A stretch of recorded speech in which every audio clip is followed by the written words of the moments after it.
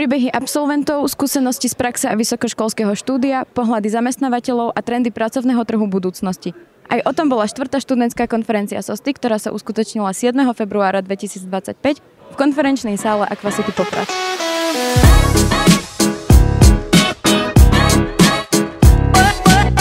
Čo bolo najväčšou výzvou pri organizácii dneška?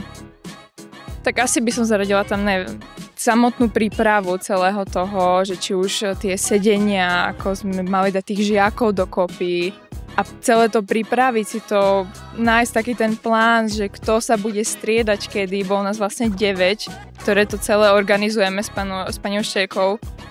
Takže celková tá samotná príprava, aby som tam dala tie dizajny a tieto.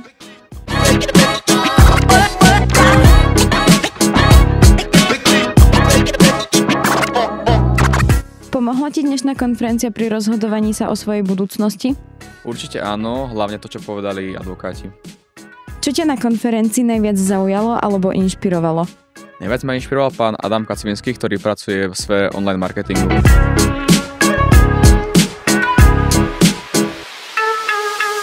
Čo ťa na konferencii najviac zaujalo alebo inšpirovalo?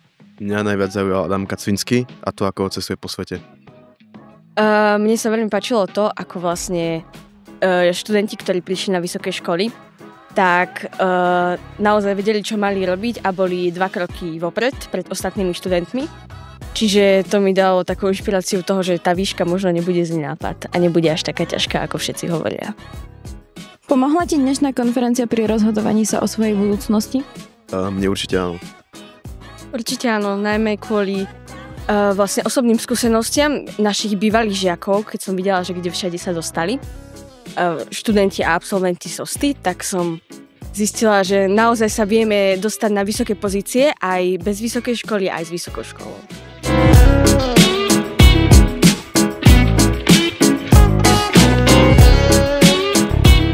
Zjednodušilo vám štúdium na SOSTE nástup na vysokú školu?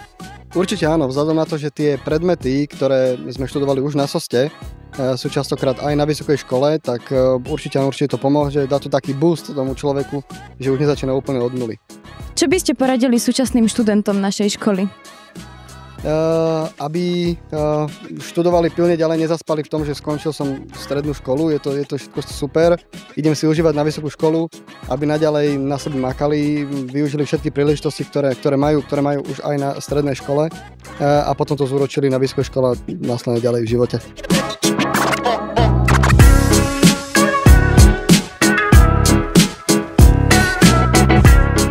Myslíte si, že takéto konferencie môžu pomôcť študentom stredných škôl pri rozhodovaní sa o svojej budúcnosti? Myslím si, že určite áno. A možno by bolo vhodné zamyslieť sa nad tým, či by ste nezaradili ešte ďalšiu časť, kde by sa študenti mohli pýtať čokoľvek, čo by ich zaujímalo o štúdiu na vysokej škole. Spolupracujete ako vysoká škola so strednými školami? Ak áno, aké formy preferujete?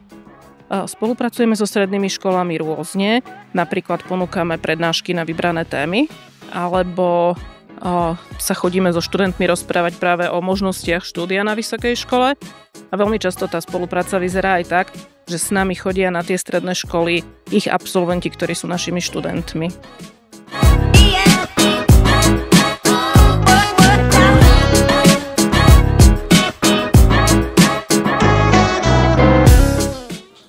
Školou to nekončí. To je slogan študentskej konferencie SOSTY, pretože školou život iba začína. Či už ide o štúdium na vysokej škole, nástup do zamestnania alebo začatie vlastného podnikania. Pre SOSTA TV, Gabriela Kvasnicová.